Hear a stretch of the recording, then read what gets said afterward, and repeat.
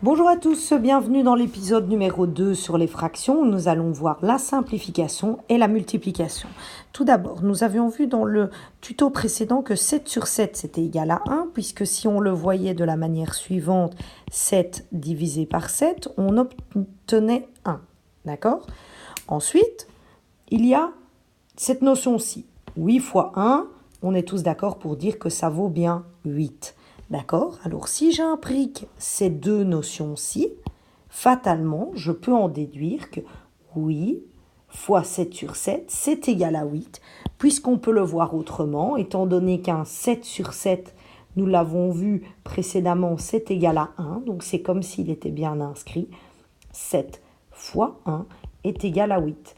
Nous allons le prouver à l'instant. Alors, pour résoudre cette multiplication, il va falloir que nous ayons deux fractions. Parce que là, ici, ce qui gêne, c'est que j'ai un chiffre 8 et puis j'ai du 7 sur 7. Donc là, c'est déjà compliqué.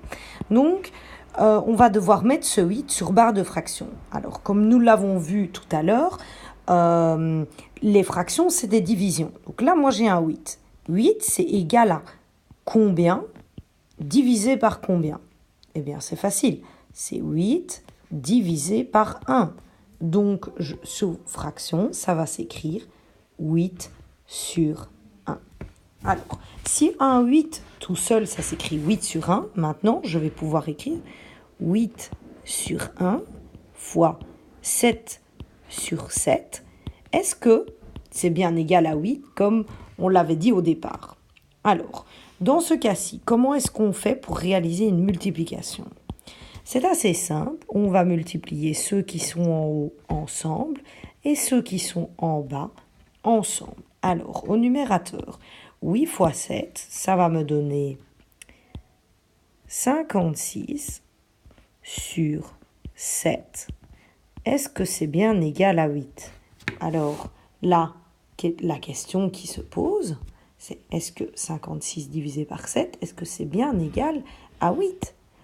Eh bien oui, en divisant 57 par 8, 56 par 7, on obtient bien 8, puisque 56 divisé par 7, c'est bien égal à 8.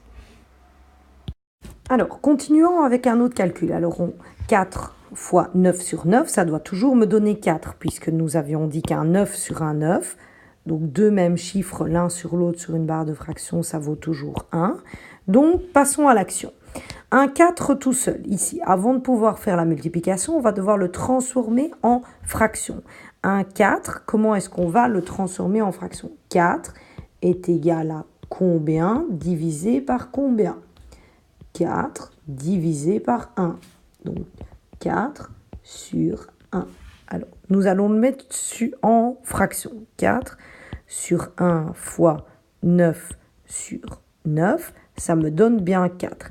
Qu'est-ce que nous avons appris au niveau de la multiplication dans les fractions?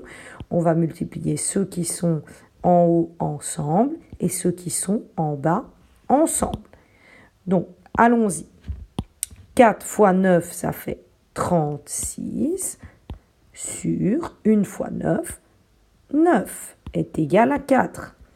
Est-ce que 36 divisé par 9, c'est bien égal à 4? Yes, c'est bien ça. Allons un peu plus loin dans les fractions et prouvons que ce calcul est correct. 2 sur 2 fois 5 sur 5, est-ce que c'est bien égal à 1?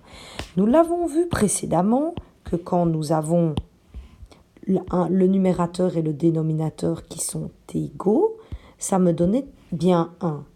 Donc ça équivaut à la même chose pour 5 sur 5, ça me donne bien 1. Donc ici, on pourrait voir le calcul comme s'il était inscrit 1 fois 1 est égal à 1. Oui, fatalement. Prouvons-le au niveau de la multiplication des fractions. Au niveau de la multiplication des fractions, j'ai dit tout à l'heure que nous devions multiplier ceux qui étaient en haut ensemble et ceux qui étaient en bas ensemble. Alors, allons-y. 2 fois 5, ça me donne 10 sur 2 fois 5, 10. Est-ce que 10 sur 10 est bien égal à 1? Oui, bien évidemment, puisque le numérateur et le dénominateur sont égaux. Et si vous voulez, on peut encore le voir de cette manière-là. 10 divisé par 10, ça me donne bien 1.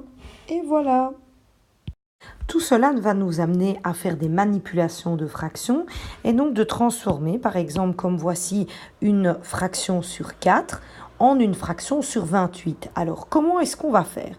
Ici, nous avons la fraction 2 sur 4, d'accord, fois, je l'ai déjà installé ici, la fraction égale quelque chose sur 28, d'accord? Donc ça paraît beaucoup de choses, mais au final, on va voir que c'est relativement simple. Alors, qu'est-ce qu'on avait vu au niveau de la multiplication? On va devoir multiplier ce qu'il y a en haut avec ce qu'il y a en haut, et ce qu'il y a en bas avec ce qu'il y a en bas.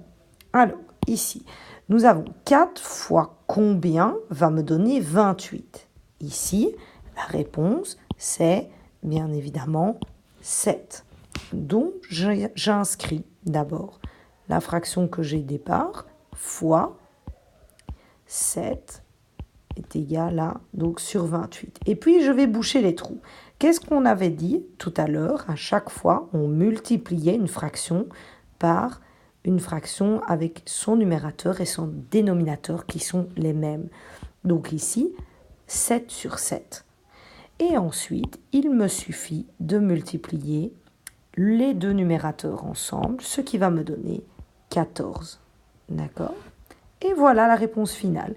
Donc, 2 sur 4, c'est bien égal à 14 sur 28. Vérifions, est-ce que 2 sur 4, c'est bien égal à 14 sur 28? Alors, si on le fait à la calculatrice, 2 divisé par 4, ça va me donner 0,5. Et par magie, 14 divisé par 28 va également me donner 0,5. Et voilà. Il est l'heure de tester ces connaissances via ces 3 calculs suivants. Alors, nous savons que lorsqu'on multiplie une fraction par le même dénominateur et le même numérateur, ça équivaut à l'unité. Donc, on va utiliser cette notion vue précédemment. Donc, ici, nous savons que nous allons devoir multiplier les numérateurs ensemble et les dénominateurs ensemble. Ici, j'aimerais transformer cette fraction sur 9 en une fraction sur 81. Si j'ai 9 multiplié par un nombre, va me donner 81. Il n'y a qu'une solution, c'est 9. Donc, je sais que ma fraction sera sur 9. Puis j'ai écrit là-bas devant 3 neuvièmes. Et ensuite, ma fraction sur 81. Je ne sais toujours pas quel va être le numérateur, mais je vais le calculer. Comment est-ce que je vais le calculer? Maintenant que j'ai ma fraction manquante, je vais multiplier les numérateurs ensemble et les dénominateurs ensemble. 3 fois 9, ça me donne bien 27. Et 9 fois 9, ça donne bien 81. Donc, nous avons bien 3 neuvièmes est bien égal à 27 sur 81. Passons à la suite. Alors ici, nous avons 7 tiers que nous voulons transformer en 15e, donc une fraction sur 15. Je sais qu'ici, je vais devoir mettre une fraction dont le numérateur et le dénominateur seront les mêmes, puisque à chaque fois, on utilise le concept de l'unité. 3 fois combien va me donner 15? La réponse est immédiate, c'est une fraction sur 5. Donc, je vais écrire directement 7 sur 3, ce qui ne change pas, fois 5 sur 5 est égal à combien?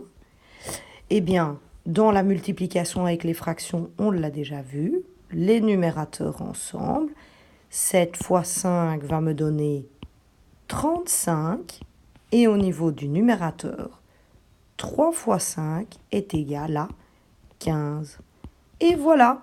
Donc, nous avions une fraction au départ qui était sur 3 et elle est égale à 35 sur 15. The last one pour voir si on a bien compris. Alors ici, nous avons une fraction sur 6, donc 4 sur 6, et on voudrait la transformer en une fraction sur 24. Alors, 6 fois combien va me donner 24? C'est 6 fois 4, donc je sais que je vais avoir un 4 au-dessus et un 4 en dessous. Donc 4 sixièmes fois 4 sur 4 est égal à combien? Je multiplie les numérateurs ensemble. 4 fois 4, ça me donne 16. Et 6 fois 4, ça donne bien 24, donc on était bien dans le bon. Cela signifie que 4 sur 6, c'est égal à 16 sur 24. Et voilà, maintenant vous êtes totalement capable de transformer des fractions comme bon vous semble. Passons maintenant à la simplification. Alors la simplification, ça correspond au raisonnement inverse.